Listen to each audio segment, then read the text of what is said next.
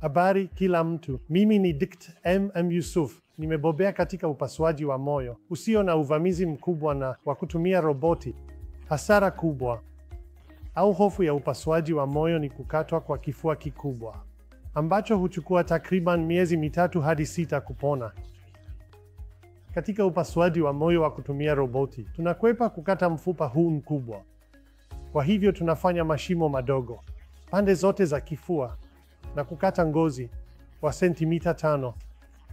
Hakuna mifupa inayokatwa kwa njia hii. Hii ni faida kubwa kwa wagonjwa vijana ambao wanahitaji kurudi kazini mapema, na kwa wazee ambao wana magonjwa mengine na huenda wasiweze kustahimili upasuaji wa moyo wazi.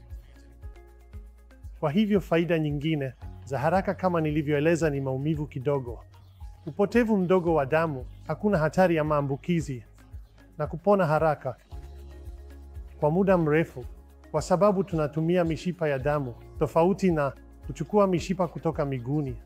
Mishipa hii ina matokeo bora ya muda mrefu. Kwa hivyo 90% ya wagonjwa hawapati tena tatizo hilo kwa maisha yao yote. Hii ni kwa upasuaji wa kupandikiza mishipa. Pia tunafanya upasuaji wa valvu, upasuaji wa kurekebisha valvu kupitia mchakato huo huo wa kusaidiwa na roboti, upasuaji usioingilia sana, ambapo ni kitu kile kile. Tunafanya mashimo mawili madogo na kukata ngozi kwa sentimita 5 tu ili valvu iingie au kamera iingie. Na faida ya upasuaji wa roboti ni kwamba kukuza ni mara 15 hadi 20 zaidi ya macho yetu ya kawaida. Kwa hivyo tunaona kila kitu vizuri zaidi. Tunaweza kufundisha madaktari upasuaji wachanga vizuri zaidi. Na mikono, tuna mikono 4 badala ya miwili yetu. Kwa hivyo, na inazunguka kwa digrii 360. Kwa hivyo inafanya upasuaji huwa rahisi na rahisi zaidi. Hivyo hizi ni faida.